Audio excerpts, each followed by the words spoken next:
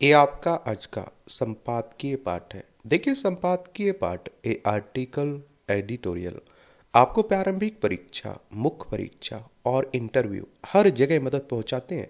यहाँ से एक सामान्य जानकारी भी आप लोगों को मिल जाती है, तो इन्हें आप लोग जरूर पढ़ा करिएगा। महाकुंभ का संदेश। अभी हाल ही में आपने देखा है कि कहाँ प्रयागराज, जिसे पहले आप लोग इलाहाबाद के नाम से जानते थे, यहाँ महाकुंभ हुआ है ना, तो उसी की बात हो रही है। देखिए, हमारा प्यारा भारत है, इसमें आप देखिए उत्तर प्रदेश है, लखनऊ इसकी राजधानी देखने को मिलेगी। अंतर्राष्ट्रीय सीमा इसकी नेपाल से लगती है। राज्यों में बिहार, झारखंड, छत्तीसगढ़, मध्य प्रदेश, राजस्थान, हरियाणा, हिमाचल प्रदेश, उत्तराखंड और दिल्ली से लगती है। 8 राज्यों से लगती है और एक केंद्र शासित प्रदेश दिल्ली से लगती है। विधानसभा में 403 सीटें हैं, विधान परिषद में 100 सीटें हैं, राज्यसभा में 31 सीटें हैं, लोकसभा में 80 सीटें हैं। 2,43,286 वर्ग किलोमीटर में फैला हुआ है आपका उत्तर प्रदेश। यहाँ की आप देखते हैं कि मुख्यमंत्री योगी आदित्यनाथ हैं। आनंदीबेन पटेल यहाँ की राज्यपाल आपको देखने को मिलेंगी। 13 जनवरी 2025 को पूस पूर्णिमा के दिन से शुरू हुआ महाकुंभ शिवरात्रि को संपन्न हो गया है। इस बार महाकुंभ में संगम पर जिस तरह अपार जनसमूह ने स्नान कर अपने को धन्य किया, उसकी अपेक्षा किसी को नहीं थी। उत्तर प्रदेश सरकार का आकलन है कि 65 करोड़ से अधिक लोग महाकुंभ में सम्मिलित हुए। इतने बड़े जनसमूह का 45 दिनों की अवधि में एक स्थान पर आकर एकत्रित होने से जहां एक कीर्तिमान स्थापित हुआ, वहीं इस बात की भी बल मिला कि भारत के लोगों को उस देवीय शक्ति पर अगाध श्रद्धा है जो मनुष्य को प्रेरित करती है कि वह ऐसे अवसरों पर आगे आकर जीवन के रहस्यों से परिचित हो और अपनी आध्यात्मिक भूख शांत करें। यह स्वाभाविक ही है कि लोग कुंभ को देवीय कृपा का आशीर्वाद मानते हैं। भारतीय संस्कृति में कुंभ का विशेष महत्व है। इसका उल्लेख हमारे शास्त्रों में भी मिलता है। कुंभ मेले का आयोजन हिंदू धर्म की सबसे प्राचीन परंपराओं में से एक है। कुंभ के आयोजन के पीछे पौराणिक और धार्मिक कारण ही नहीं, खगोलीय कारण भी है। पौराणिक मान्यताओं के अनुसार देवी देवताओं और असुरों ने अमृत प्राप्त करने के लिए समुद्र मंथन किया और इस मंथन के समय अमृत का एक कुम्भ यानी कलश निकला और यह असुरों के हाथ लग गया और जिसे बचाने देवता आगे आए और इसी क्रम में अमृत की कुछ बूंदें प्रयागराज, हरिद्वार, उज्जैन, नासिक में गिरी। इन चारों स्थानों को पवित्र मानकर यहां नदियों के तट पर कुंभ मेले का आयोजन होने लगा। कुंभ का भव्य आयोजन नासिक, उज्जैन और हरिद्वार में ही भी होता है, लेकिन तीर्थराज प्रयागराज के कुंभ की महत्ता कहीं अधिक है। इसका एक कारण है यह है कि प्रयागराज में गंगा, यमुना के साथ आदर्श सरस्वती का मिलन होता है। भले ही सरस्वती आदर्श हो, लेकिन उसके अस्तित्व के प्रति भारतीयों की आज भी दृढ़ आस्था है और यही आस्था करोड़ों करोड़ों लोगों को कुंभ की ओर आकर्षित करती है और बिना किसी बुलावे के कुंभ साधु संतों और भक्तों के मिलन का एक बड़ा केंद्र बनता है। और आप देखते हैं कि कुंभ आध्यात्मिक ज्ञान का केंद्र बनता है। कुंभ आध्यात्मिक ज्ञान का केंद्र ही नहीं बनता, बल्कि यह सांस्कृतिक आदान प्रदान का माध्यम भी बनता है और इसके अतिरिक्त वह सामाजिक समरसता और का भी परिचय होता है। आजादी के पहले भी संत महात्माओं के साथ कुंभ पर जन समूह एकत्रित होता था, लेकिन जैसे जैसे आवागमन की सुविधाएं बढ़ी, लोगों ने यहाँ आने वालों के बीच कहीं कोई भेद नहीं रहता है और इस बार का कुंभ खगोलीय विशेषताओं के कारण महाकुंभ कहलाया है। इसीलिए इसमें देश दुनिया के अनेक हिस्सों से लोग आए। यूपी सरकार का आकलन था कि महाकुंभ में करीब 40 करोड़ लोग आएंगे, पर इससे कहीं अधिक 65 करोड़ से ज्यादा लोग प्रयागराज आए। बहुत से लोगों ने इस कौतूहल के कारण भी हिस्सा लिया, आखिर इतना बड़ा जनसमूह महाकुंभ क्यों पहुंच रहा है। जहां प्रधानमंत्री मोदी और अन्य अनेक लोग महाकुंभ को भारतीय एकता का कुंभ कह रहे हैं, वहीं कुछ लोग इसकी विवेचना इस तरह कर रहे हैं कि यह प्रकृति का दर्शन है और कुंभ जाकर हम पृथ्वी पर जीवनदायी सबसे अहम स्रोत का जल का नमन करते हैं। हिमालय की बर्फ हो या फिर मानसून की वर्षा, प्रकृति ने भारतीय उपमहाद्वीप को जल से विभूषित किया। कुंभ जल स्रोतों की महत्ता का भी परिचायक है। हम भारतीयों को याद रखना होगा कि जल स्रोतों का शुद्ध रहना बहुत जरूरी है। आज हमारी नदियां दूषित हो चुकी हैं और महाकुंभ आप देखते हैं कि मैं तीर्थ यात्रियों को प्रदूषित जल में स्नान ना करना पड़े, इसके लिए प्रशासन ने कड़े जतन किए हैं और इस पर कुछ राजनीति भी हुई है और स्नान के आखिरी दिनों में जल प्रदूषित हो रहा था। कई लोगों ने इसे मुद्दा भी बनाया पर उनकी आवाज को आस्था के सैलाओं ने अनसुनी कर दी। अब जब महाकुंभ समाप्त हो गया, करोड़ों लोगों ने जिस जल को नमन कर प्रकृति का आशीर्वाद लिया, उसे गंगा यमुना के साथ अन्य नदियों को शुद्ध रखने की जिम्मेदारी उठानी होगी।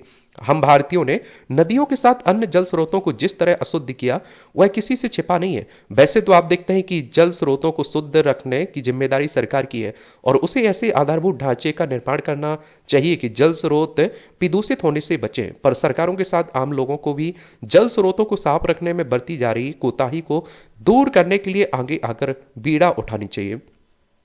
और जन सहयोग के बिना जल स्रोतों को शुद्ध रखना कठिन होगा और यह एक ऐसा काम है जिसमें सरकारों को आप देखते हैं कि क्या जनता का सहयोग चाहिए हो है। और प्रयागराज में इतने विशाल जनसमूह के एक जगह एकत्रित होने और वहां करोड़ों लोगों के पहुंचने के क्रम में कुछ दुर्घटनाएं भी हुई हैं और इनसे बचा जा सकता था। इन दुर्घटनाओं को रोकने के लिए जितना तत्पर सरकार को रहना था, उतना ही आम लोगों को भी। लोगों को अनुशासित रहकर शासन द्वारा जो व्यवस्था की जा रही थी हो उसका पालन करने के लिए तत्पर रहना चाहिए। औसत भारतीयों में यह एक कमी है कि अनुशासन के मामले में वे कोताही बरतते हैं और इससे दुर्घटना की आशंका बढ़ती है। महाकुंभ में संगम तट पर और दिल्ली में रेलवे स्टेशन पर भी जो दुर्घटनाएं हुई हैं, उनमें व्यवस्था की कमी के साथ यह भी सामने आया कि लोगों ने अनुशासन का परिचय नहीं दिया। और आप देखते हैं कि इतने बड़े जनसमूह को नियंत्रित करने के लिए जो मानक अपनाने चाहिए, उनकी समीक्षा की जानी चाहिए और आगे आने वाले इस तरह के विशाल आयोजनों में भी नियंत्रण के ठोस उपाय किए जाने चाहिए। इसलिए और भी अधिक क्योंकि महाकुंभ ने जहां आस्था का एक नया शिखर स्पर्श किया, वहीं यह भी बताया कि भविष्य में ऐसे आयोजनों में लोग और बढ़ चढ़कर हिस्सा लेंगे। धार्मिक सांस्कृतिक आयोजनों में भागीदारी करने की जो चाहत भारतीय जनमानस दिखा रहा है, वह और बढ़ेगी। और महाकुंभ के आयोजनों को सफल करने में उत्तर प्रदेश के मुख्यमंत्री योगी आदित्यनाथ के नेतृत्व में जहां उत्तर प्रदेश शासन पूरी प्रतिबद्धता से लगा रहा, वहीं प्रयागवासियों का भी धन्यवाद देना चाहिए क्योंकि उनके आतिथ्य से यह महापर्व संपन्न हुआ है। ये आप देखते हैं कि संजय गुप्त साहब, इनके द्वारा यह आर्टिकल लिखा गया है। आप लोग क्या सोचते हैं? अपनी राय आप लोग जरूर बताइए। सरकारी दफ्तरों में कामकाज का हिसाब किताब रखने की कोई अवधारणा नहीं होती है क्योंकि जो बीत गई सो बात गई, इतिहास बैंक कसा जा रहा है।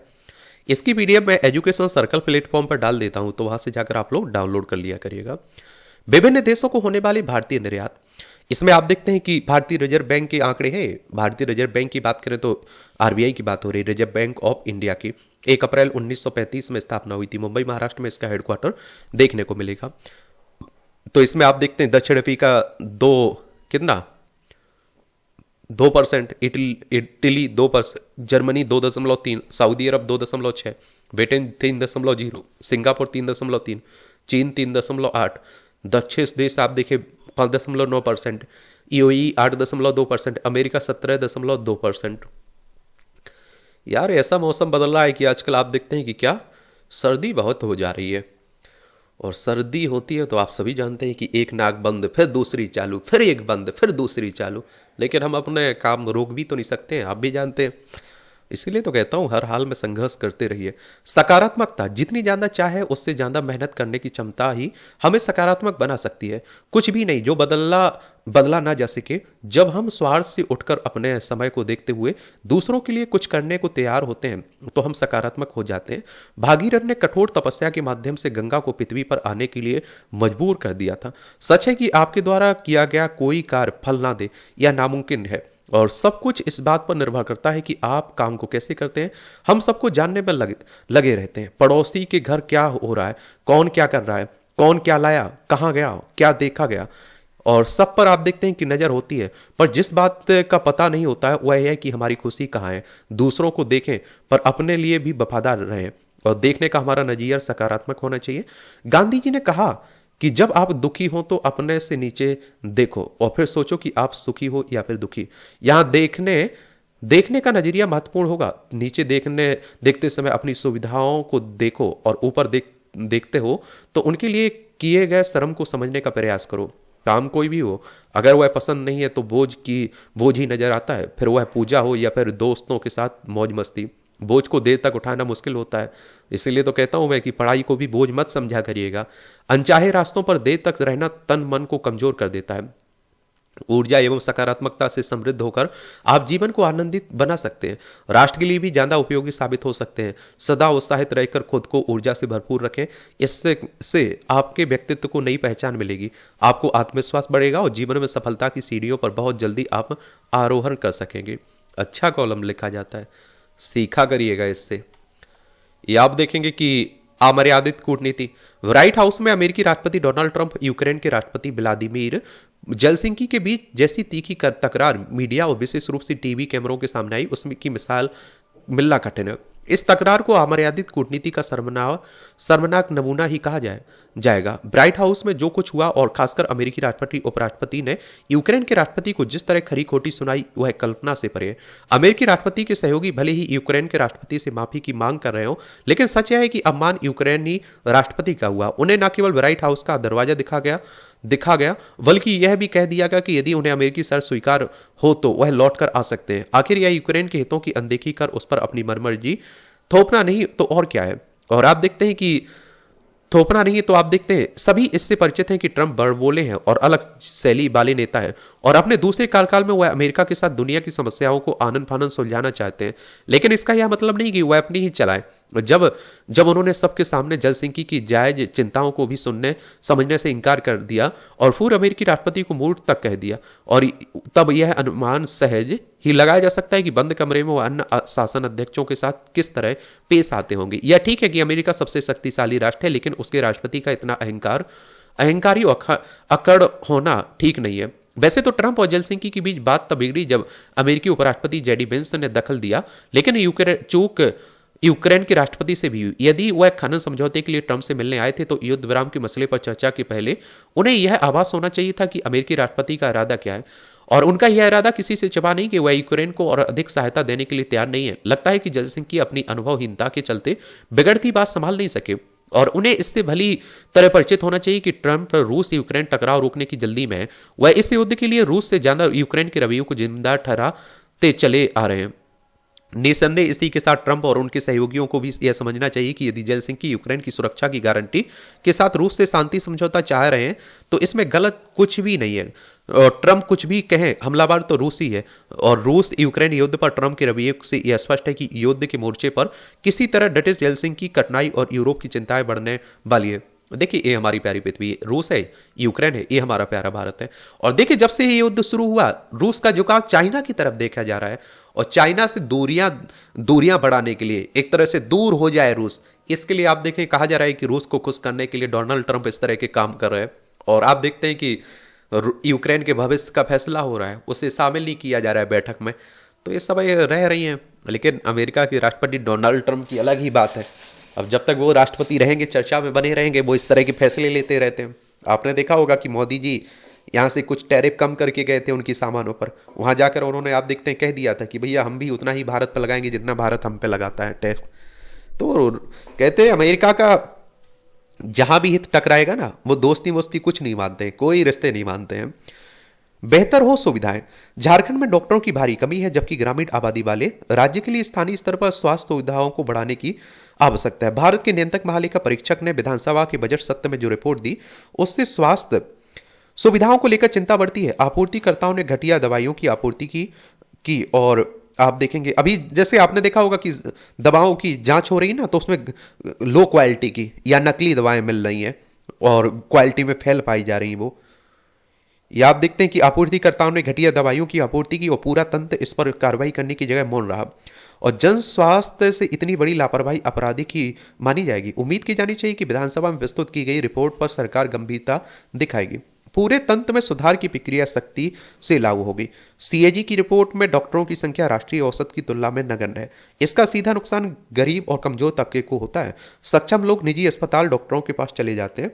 राज्यों की बड़ी आबादी गरीबी रेखा के नीचे रहती है, इनके पास सरकारी सुविधा के अलावा कोई विकल्प नहीं है। लेकिन प्राथमिक से लेकर उच्चतर स्वास्थ्य केंद्र में डॉक्टरों, नर्सों और पैरामेडिकल कर्मियों की भारी कमी है। सीएजी की रिपोर्ट के मुताबिक नवजात और उसकी मां के लिए भी पर्याप्त स्वास्थ्य सुविधाएं नहीं है। ऐसे में कमजोर बालक को लंबे समय तक स्वास्थ्य समस्याएं रह जाती हैं। भविष्य के युवा के लिए यह अच्छी स्थिति नहीं है, और इससे राज्य के लोगों की औसत आयु भी प्रभावित हो रही है। राज्य में स्वास्थ्य सुविधाओं की बेहतरी के लिए तत्परता आवश्यक है। और झारखंड को देख लीजिए, ये आप देखिए झारखंड है, रांची इसकी राजधानी है। बिहार से अलग करके बनाया गया था 15 नवंबर सन 2000 में। इसकी सीमा बिहार, उत्तर प्रदेश, छत्तीसगढ़, उड़ीसा, पश्चिम बंगाल से लगती है। विधानसभा में 81 सीटें, राज्यसभा में 6 सीटें, लोकसभा में 14 सीटें, 79,716 वर्ग किलोमीटर में फैला हुआ है। हेमंत सोरेन यहाँ के मुख्यमंत्री, संतोष गंगवार यहाँ के राज्यपाल देखने को मिलेंगे। छोटे रिएक्टरों से बढ़ेगी ऊर्जा सुरक्षा। दुनिया में ऊर्जा उत्पादन के लिए अब बड़े परमाणु रिएक्टरों के बजाय छोटे मॉड्यूल रिएक्टरों का चलन बढ़ रहा है। भारत भी मॉड्यूलर रिएक्टरों के मामले में किसी से पीछे नहीं रहना चाहता है। हाल में प्रधानमंत्री नरेंद्र मोदी की फ्रांस यात्रा के दौरान दोनों देशों ने आधुनिक परमाणु रिएक्टरों को संयुक्त रूप से विकसित करने का इरादा जाहिर किया। छोटे मॉड्यूलर रिएक्टरों और एडवांस मॉड्यूलर रिएक्टरों के बारे में एक आशय पत्र पर हस्ताक्षर किए। SMR कॉम्पैक्ट परमाणु विखंडन रिएक्टर है जिन्हें कारखानों में निर्मित किया जा सकता है और फिर कहीं और स्थापित किया जा सकता है। वे आमतौर पर पारंपरिक परमाणु रिएक्टरों की तुलना में कम क्षमता वाले होते हैं। मॉड्यूलर रिएक्टर मॉड्यूलर डिजाइन पर आधारित होते हैं। यह रिएक्टर छोटे और मॉड्यूलर इकाइयों में बनाया जाता है और जिन्हें एक साथ जोड़कर एक बड़ा रिएक्टर बनाया जा सकता है। मॉड्यूलर रिएक्टर छोटे आकार में बनाए जा सकते हैं और जिससे उन्हें आसानी से कहीं ले जाया जा सकता है। मॉड्यूलर रिएक्टर की लागत कम होती है और क्योंकि उन्हें मॉड्यूलर इकाइयों में बनाया जाता है। मॉड्यूलर रिएक्टर में पैसिव कूलिंग सिस्टम जैसे कई सुरक्षा उपाय होते हैं। इनकी दक्षता बढ़ाने के लिए कई तकनीकों का उपयोग किया जाता है। स्मॉल मॉड्यूलर रिएक्टर छोटे आकार के रिएक्टर होते हैं जो 10 से 100 मेगावाट की क्षमता वाले होते हैं।